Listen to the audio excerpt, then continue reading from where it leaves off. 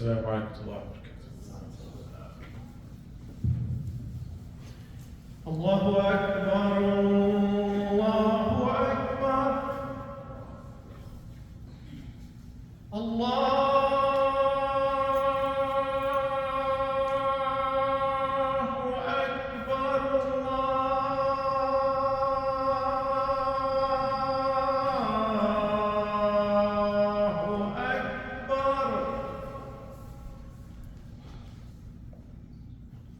أشهد أن لا إله إلا الله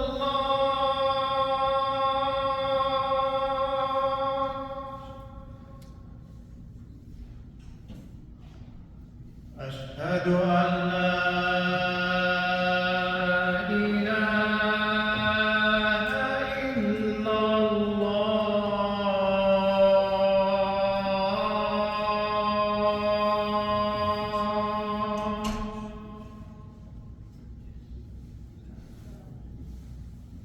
أشهد أن محمدًا رسول الله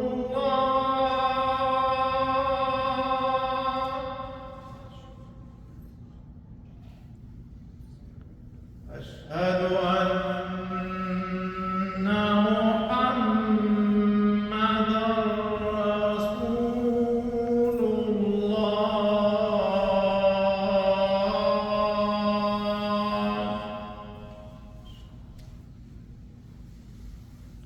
حي على الصلاة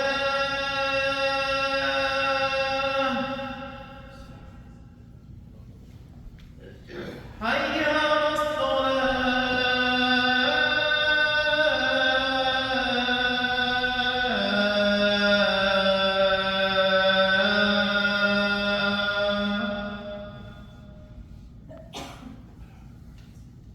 حي على الفلاح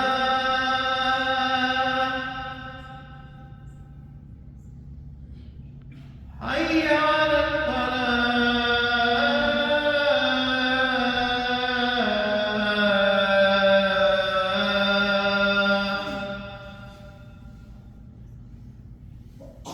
الله أكبر الله أكبر لا إله إلا الله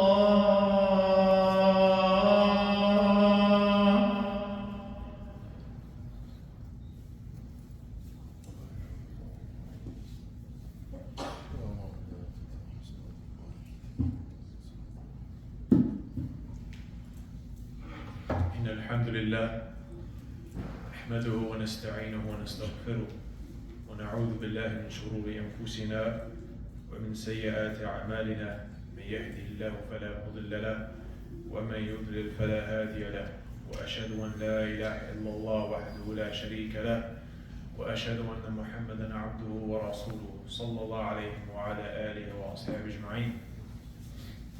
يا أيها الذين آمنوا اتقوا الله حق تقاته ولا تموتن إلا وأنتم مسلمون.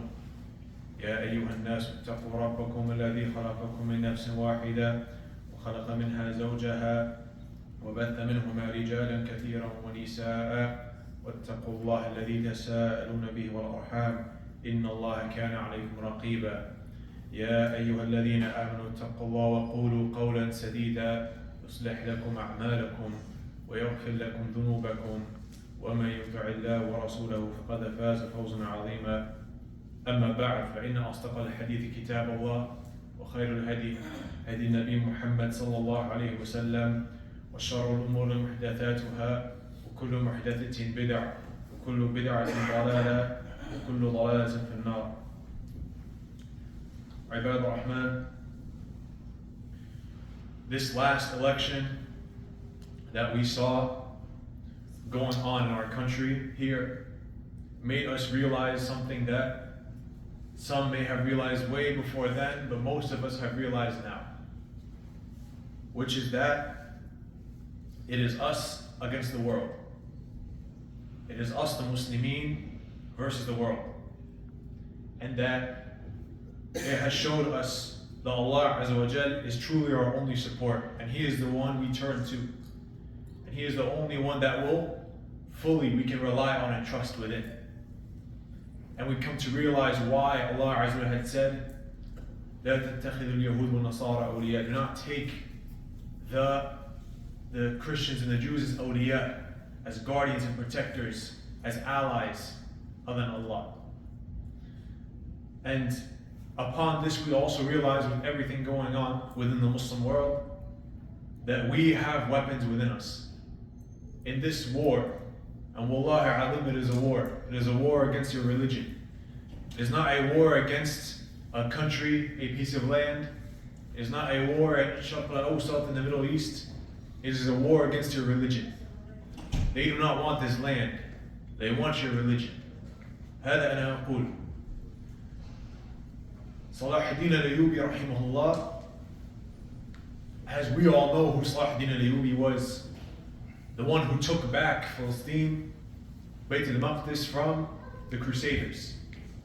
At that time, the Crusaders had Bayt al-Maqdis for 83 years, almost a whole century.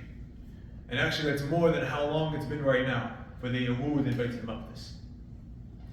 83 years, Salah al-Din al-Ayyubi, he said in a very, very famous statement of his, where he said, a nation which their youth are awake can never be defeated. A nation where their youth are awake can never be defeated. They will always be victorious as long as their youth, their shabab, are in the front rows. They care, they're passionate, they're awake, they're not asleep and distracted. We find within our religion, in the Sunnah of the Prophet ﷺ, that he ﷺ had a very, very immense care for the youth, for the young ones, for the shabab. He had a very, very soft caring for them. Hatta when he would advise Mu'adh ibn Jabal, who was a youth at that time, he would tell him, Ya Mu'adh, uhibbuk fillah, I love you for the sake of Allah. He would be very, very gentle with the youth. He ﷺ was like this. He disliked and he hated when people were harsh unnecessarily, and not showing kindness toward their youth. And he ﷺ, he emphasized to us that, and you can find within the Sahaba, the youth from them were not asleep. Zayd ibn Thabit was 14 years old in the Battle of Badr, the greatest battle that's ever taken place in Islam. He was 14 years old fighting within it. Usama ibn Zayd was 16 years old, some say 17, when he was a commander against the Roman army. Against the Roman army, he was a commander, put there by Rasulullah himself. But you will find this has now taken a downward slope to our generation now. That our generation now, the kids, only look to laughing and joking and being pleased, and there's a lack of seriousness anymore. There's a lack of passion anymore. And this is why, because we put the iPad in front of him, we put an iPad in front of our kids, let the iPad parent them, and we go on with our day. Or you wonder, why is my child not taking anything seriously anymore? Why isn't he passionate about this deen? But one thing that has, subhanAllah, the Prophet told us, and what needs to be done, is protecting the youth. For they are the ones who are being attacked more than the elders now. They're the ones who the attack is on from the enemies of Islam. They're the ones that they fear the most, that they would be developed as young, righteous Muslims. People who will be able to raise a generation. This is who they are attacking more than anyone else. The Prophet told us, from the signs of the Sa'ah, of the hour, قِلَّةِ الْعِلْمِ وَيَظْهَرَ الجَّهْلِ وَيَظْهَرَ الزِّنَا. The Prophet told us, from the signs of the hour is a lack, a decrease, a littleness of knowledge. And that jahl, ignorance, will be widespread. People will not know the basics of their deen. Nowadays, what is it? You should only learn your deen if you're trying to become a shaykh. If you're trying to be behind the minbar. This is what's going around, is that this is the only reason you should study your deen. La. If you want happiness in your life, you need to study your deen. If you need happiness in your life, the Prophet told us, "Man yuridillah bi khairin yufaqihu fi ad-din." Whoever Allah wants good for, He grants him understanding of this religion. Fiqh is different than ma'rifah. Fiqh is different than just general knowledge. Fiqh is intensive. This is deep, in-depth knowledge. This is what the Prophet is saying. Whoever Allah wants good for, if Allah wants khair for this person, if Allah loves this person, He lets him understand the depths of his religion. Not just I need to pray 5 times a day, I need to fast during Ramadan, I can go to a Umrah or Hajj once every 10 years. No. This is not what's meant, understanding your religion in depth. Then he said, وَيَظْهَرَ الْجَهْلِ, that ignorance will be prevalent. Now if I ask anyone here what is Abu Bakr's real name, maybe 2 or 3 people can tell me it's Abdullah ibn Abi Quhafa, it's Abdullah ibn Uthman. How many people would realize this just by themselves from studying? وَيَظْهَرَ الْجَهْلِ, Jahl, ignorance will become spread. وَيَظْهَرَ الزِّنَا, and zina will become spread. He told us any area which riba and zina is widespread, the punishment of Allah has been invited. The punishment of Allah has been invited. Ikhwan, from those things that we need to be very, very attentive of, and this is the job of the Imam, this is the job of the Khatib, that he doesn't just give general things, that he needs to talk about what is going on right now. That what is going on right now is this society has pushed zina out to your kids at such a young age. It has encouraged them to commit zina and instilled in them from a very young age. From 5, 6 years old, from the songs that they listen to, from the TV shows that are put in front of them, even the Disney movies that you put in front of them to go and to watch for hours, about a young daughter who goes against her parents, and then she's right in the end and commits zina after it. And what does this tell the child? When I have a love disagreement and my parents are pushing back, my parents are automatically wrong. They don't know what I'm going to. This is what is instilled in them. This is from a very, very, even in school, the shabab will understand, the younger people understand, that at least when I was in school, what they used to tell us, they used to say, go and pull this girl. Go and flirt with this girl and see if you can get her. And if you refuse to do it, what would they tell you? They'd tell you all sorts of names and insults and the likes of this, making you feel very bad. Hakada, do you not think this has an effect? You send your child 6 hours a day, not knowing who he's talking to, in these public schools, mixed with Yahud, Nasara, atheists, anyone. SubhanAllah, you do not realize, and I'm telling you this as someone who is on the younger side of the khatibs that are out there. I've been in the universities, I've seen it. SubhanAllah, once I went to a coffee shop. And nowadays, this is where the kids, if they want to find a wife, if they want to find a husband, they go to the coffee shops. Because it's a good disguise for their parents. I remember meeting a high school kid, non-Muslim, who looked at my clothing and he admired it, saying, where did you get this, where is it from? And he wanted to learn more about Islam. And he knew Allah himself already.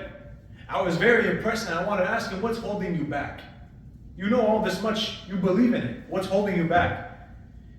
He said, I see hypocrisy amongst the Muslims. Young child, 17 years old. I see hypocrisy amongst the Muslims. And they say this and they say this and they don't act on it. I told him, what do you mean? I'm not really following you. What do you mean here? He says, the women in my school, my public school, that are known to be the most involved with sleeping around are the Muslim women. They're the ones. How can I think that this religion came from Allah? How can I believe this religion is true if the young ones are acting like this, if they're the most known for this?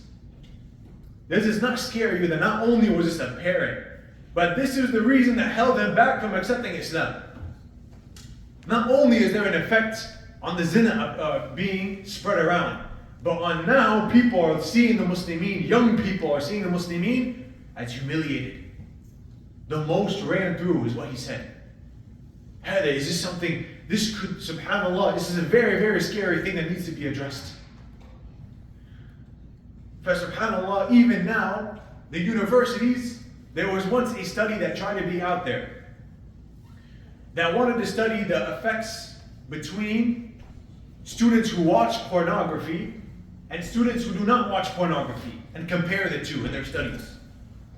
This study failed. It didn't go through. You know why? There were not enough university students who did not watch pornography. There were not enough to complete the study, to start it in the first place. There is a report out there that says, amongst teenagers today, over 90% of male teenagers are engaged in pornography. And more than 80% of female teenagers. This is going on in America. Filth. In the past, you would never think that someone could commit zina where there's no one in the room except for him. Now you have no idea what your son could do when the curtains are closed and he's under the blanket with Allahu A'lam. This needs to be very, very addressed because this will poison them in the future. This will poison them in the future. Even now, and I have to be explicit for this. SubhanAllah, and even now, the pornography industry is one of the most expansive, one of the most profitable industries out there. Hatta now, the women are able to make money just on their own. There's someone they call it OnlyFans. This is what they call it. Where a woman is able to put her own pictures up there, sell herself. Even the men do this now. Astaghfirullah, even them do this now. And they're able to be paid for this. They're able to be paid for this. Maybe more than their parents. Now we have to ask, this is going on now. I have to put this out there that's going on. Where did it come from? Whose fault is this really? And I say this with full yaqeen, and after speaking to countless mashayikh from Medina and Mecca myself. It is the fault of us, the parents. It is the fault of the parents. You were the ones who were supposed to be, you were the ones who were mas'oolun. You were asked on the day of judgment about your flock. You were the one who was supposed to be protecting them. Especially the fathers. الرِّجَالُ قَوَّامُونَ عَلَى النِّسَاءِ. Men are the maintainers and protectors of women. Men are the maintainers and protectors of women. Looking out not for just for their health, for their deen, for their iman, for everything, their honor. And now this is being swiped off. Under your nose is being swiped off. This doesn't mean that you need to now be harsh. This means the opposite. You need to be kind. You need to be having lutf and gentleness. You need to be interactive with them. Now, if a daughter speaks to her father saying, I want to get married, the father sees this as aib. This is aib. This is shame. What shame? This is shame on you. Shame on you that you as a father failed to be connecting with your daughter. Failed to connect. She cannot speak to her own father about her needs. Whose fault is this? You can get mad at me after the khutbah all you want. I'm telling you, this is what's happening in today. أقول ما تسمعون أستغفر لي ولكم فاستغفروه إنه غفور رحيم.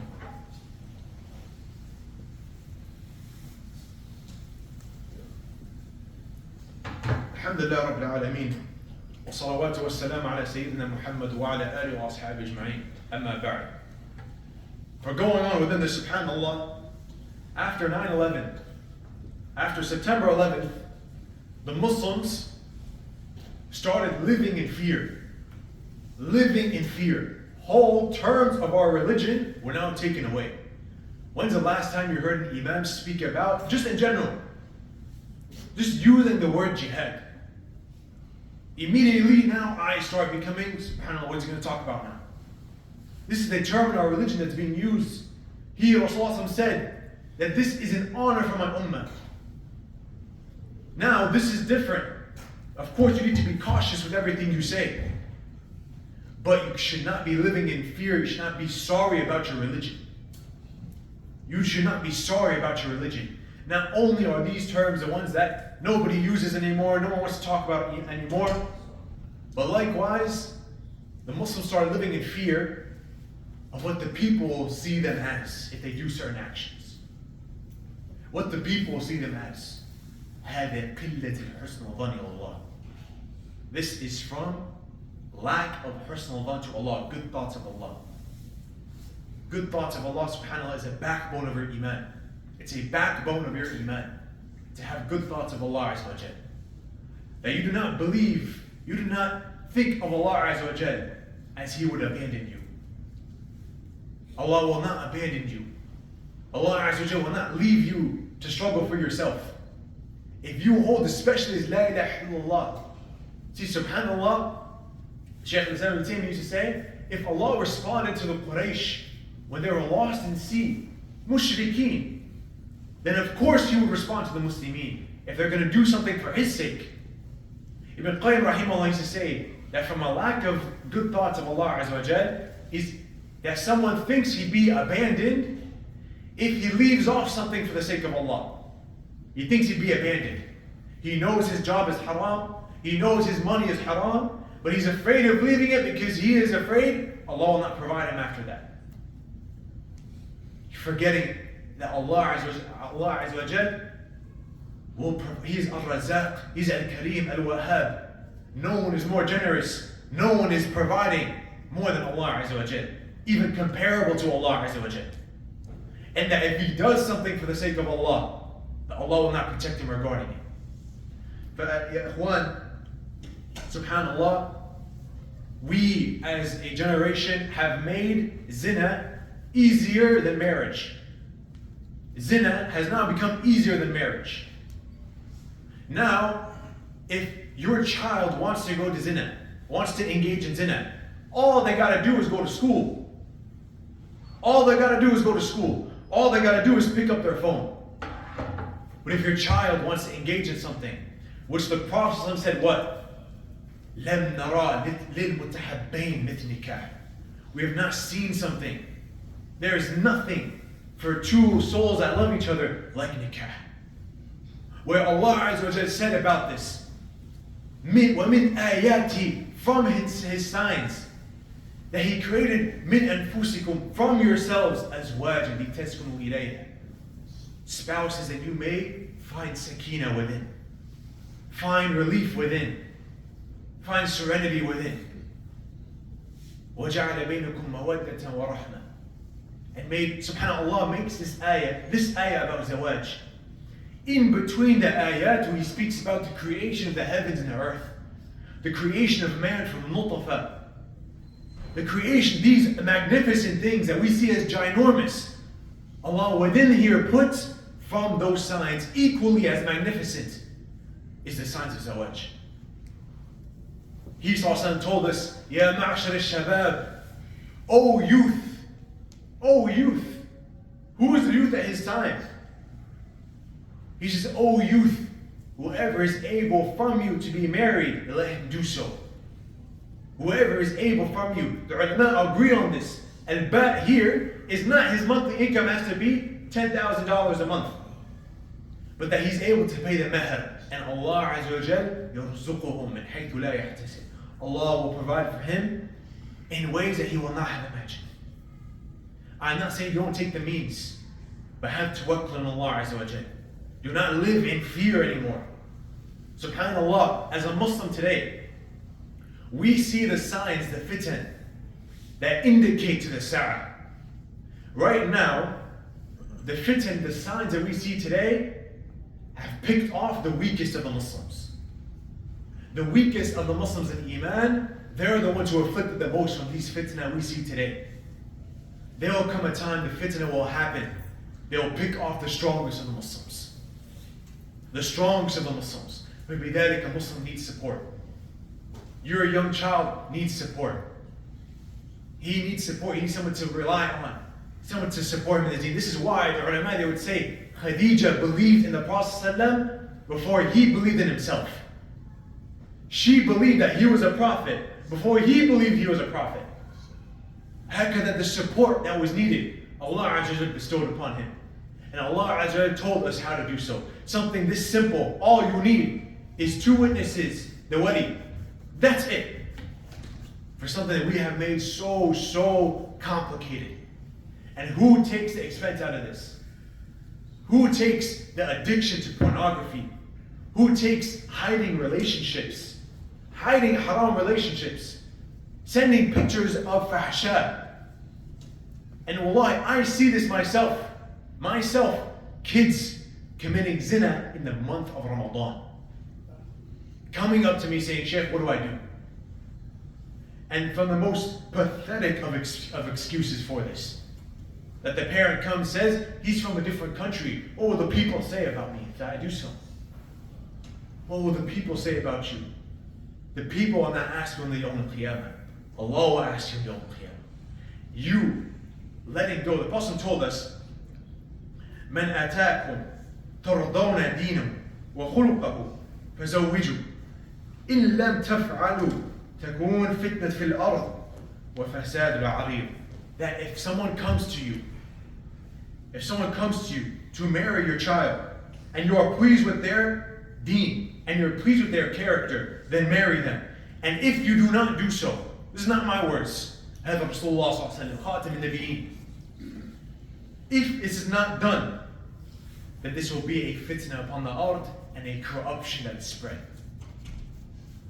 When this is not done, subhanAllah, these lines that we made as a condition, you can't marry except that they're in this line in the map that the British drew in the first place. It wasn't the Muslims who drew these lines, Afghanistan, Pakistan, Uzbekistan, Saudi, any of this. This was a white guy from Europe who came in and drew this in 15 minutes and said, these are your countries. And you are the one who is now using this to push off righteous people to marry your daughters and your sons. Okay, this is a fitna, this is a fasad. And now we ask, subhanAllah, don't be surprised that I have had countless parents come in front of me and say, yeah, Shaykh, what do I do? My daughter came home with Mark, with John, not with Hamza, not with Muhammad, non-Muslims. I didn't think it was that far off until that happened, where a parent came to me and said, Shaykh, what do I do? My son told me he's gay. Hatta I remember that a mother came to me and said what? A mother came and said that I looked at my son's history and I saw the most disgusting things within there. The son was 8 years old. 8 years old. They instill in this in your children. So what do you need to do as a parent? You need to show what the Prophet said about this. Follow the sunnah of Rasulullah. Follow this man who was sent to us, the greatest of mankind. If there is any khayr, any goodness at all, any way to get closer to Allah Azza wa Jal, He showed us. And if there is anything that made us farther from Allah, He warned us of. He warned us of this. For subhanAllah, this is where us as Muslims, we need to take into consideration. We need to take into consideration the risks that go into the Muslim world. How do you want your ummah to be victorious again? It starts from the youth. And this is why the Prophet said that whoever Allah bestows on him, whoever Allah bestows upon them, a righteous spouse, Allah has aided him in half his deen. Now we expect someone, and subhanAllah, the conditions we have for marrying off our children are what? Not has he memorized the Quran, has he sat with the mashayikh, has he learned his aqidah, has he learned his fiqh? No. What kind of car does he drive? What kind of job does he have? What type of wedding does he want? This is what we're looking at. Folks, subhanAllah, this is, of course, humiliation will be upon this people. But upon us is their turn back to the sunnah of the Prophet ﷺ. Make this halal, barakah. Subhanallah. What the Sahaba used to say, Ibn Mas'ud, now we tell our children what? I know there's fitna out there, but just be strong and that's it. As if it's that easy now. Ibn Mas'ud said, if I was told I had 10 days to live, I would get married out of fear of zina. Ibn Mas'ud. هذا Abdullah ibn Mas'ud, some of the Prophet made, put his hand on his shoulder and said, Allah, teach him understanding of the Quran. هذا هو. لذلك, to finish off, that Allah Azza wa Jal, the Prophet said, Ibn Abbas, he said that Allah Azza wa Jal, that He loves, He encourages the people to incline towards this, to go towards this. And Umar radiallahu anhu, he says, it amazes me. It amazes me that the one who wants to be ghani, the one who wants to increase in wealth, and he does not look to get married. And this is why, because Allah Azza wa Jalla says that if they are fuqara, Allah Azza wa Jalla will make them rich from His bounty, min fadlihi. Do not think Allah Azza wa Jalla would abandon us. For now, what happens? If we have this mentality that Allah would abandon us in these things, then when the bigger things happen, like what is happening in Palestine, in Yemen, or wherever the Muslim world is, they will rush to say, Allah will abandon me. The people will not go out with their iman anymore. This is what, subhanAllah, and to finish off, the Prophet told us, to finish off, He's also told us, not me, not Mansoor, Muhammad sallallahu alayhi wa sallam, ثلاثة حق على الله أن يعينهم. Three, that Allah Azza wa Jal, three people that Allah Azza wa Jal, it is a right that He aids them. Man, الناكح يريد عفاف. The one who is getting married, who wants to purify himself, who wants to stay away from zina, who wants to aid himself in his deen, who wants to complete that other half. We ask Allah Azza wa Jal to aid within us the process of getting married for our children. And we ask Allah Azza wa Jal to bestow upon them righteous spouses, righteous husbands, and righteous wives. And may be able to protect them from fitna, and may be able to carry them into Jannah. We ask Allah Azza to make our parents those who will enter Jannah without any hisab, without any judgment. And we ask Allah Azza wa Jal to let our children make dua for us long after we've passed away. And we ask Allah Azza to rectify the relationship between the mother and her children, the father and his children. We ask Allah Azza to aid our Muslim brothers and sisters all throughout the Muslim world. We ask Allah Azza to aid our Muslim brothers and sisters in Gaza against the Yahud. We ask Allah Azza to aid them to punish the Yahud with the adab of Ad and Thamud, with the punishment of Fir'aun. We ask Allah Azza to give them victory, the people of Palestine, the Muslimin. And we ask Allah Azza to rectify the affairs and to purify our hearts in this time of fitna. We ask Allah Azza to send His peace and blessings upon the Prophet ﷺ and his companions. سبحان الله وبحمدك أشهد أن لا إله إلا أنت أستغفرك وأتوب إليك. اللهم صل وسلم على نبينا محمد وعلى آله وأصحابه أجمعين. أن محمدا رسول الله حي على الصلاة حي على الفلاح قد قامت الصلاة قد قامت الصلاة الله أكبر الله أكبر لا إله إلا الله.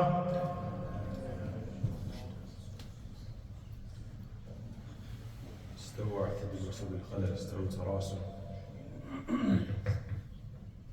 هذا بين المناكب. Fill in the rows, shoulder to shoulder.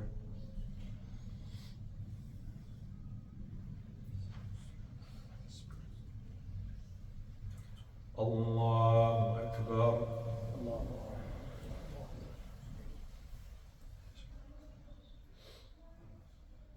بسم الله.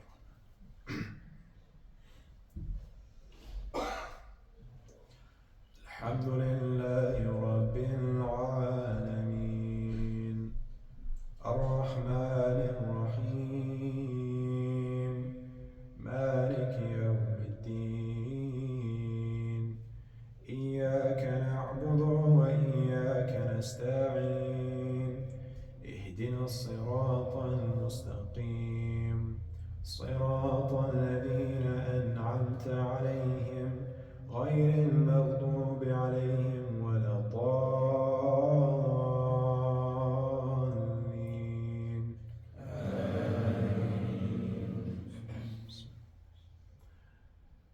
سبح اسم ربك الأعلى الذي خلق فسوى والذي قدر فهدى والذي أخرج المرعى فجعله غثاء نحوا سنقرئك فلا تنسى إلا ما شاء الله إنه يعلم الجهر وما يخفى ونيسرك لليسرى الذكرى سيذكر من يخشى ويتجنبها الأشقى الذي يصلى النار الكبرى ثم لا يموت فيها ولا يحيا قد أفلح من تزكى وذكر اسم ربه فصلى بل تؤثرون الحياة الدنيا والآخرة خير وأبقى إن هذا لفي الصحف الأولى صحف إبراهيم وموسى. الحمد لله رب العالمين الرحمن الرحيم مالك يوم الدين إياك نعبد وإياك نستعين اهدنا الصراط المستقيم صراط الذين أنعمت عليهم غير المغضوب عليهم ولا الضالين آمين. إذا جاء نصر الله والفتح ورأيت الناس يدخلون في دين الله أفواجا فسبح بحمد ربك واستغفر إنه كان توابا. الله